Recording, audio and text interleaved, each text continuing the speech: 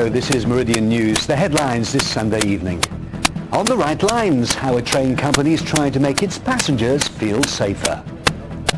Stone me, how come an 80-million-year-old fossilised fish has ended up on a garden rockery in Kent? And I'm off the coast of West Sussex where divers are exploring a D-Day wreck. But it's not what you think.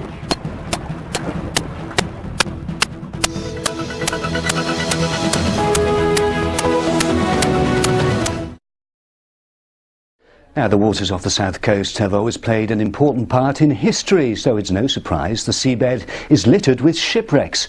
But you may not realise that 2 World War II tanks are also lying in the depths. How did they get there? Well, a diving team from Hampshire hopes to find the answer. Rachel Healy has more. These divers from Southsea Sub-Aqua are about to go under the surface on a mission with historical significance. They're hoping to solve a World War II mystery.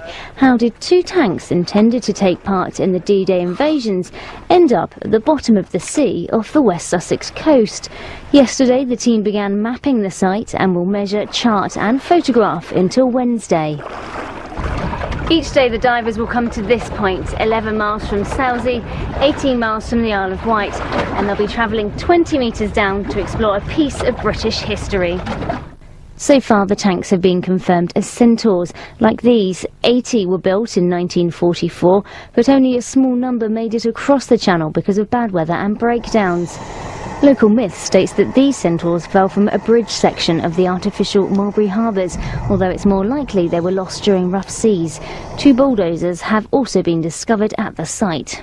This is our 3rd dive now, and each time we're finding something new. A propeller today, several items yesterday, lots of ammunition. 25 people have given up their time to help with the survey. I just enjoy all sort of diving, and especially sort of when there's a little bit of a mystery involved as well. Lovely dive, experience of surveying wrecks, bit of archaeology, and I get extra dives under my belt. I mean, we normally do wrecks, but this is entirely different.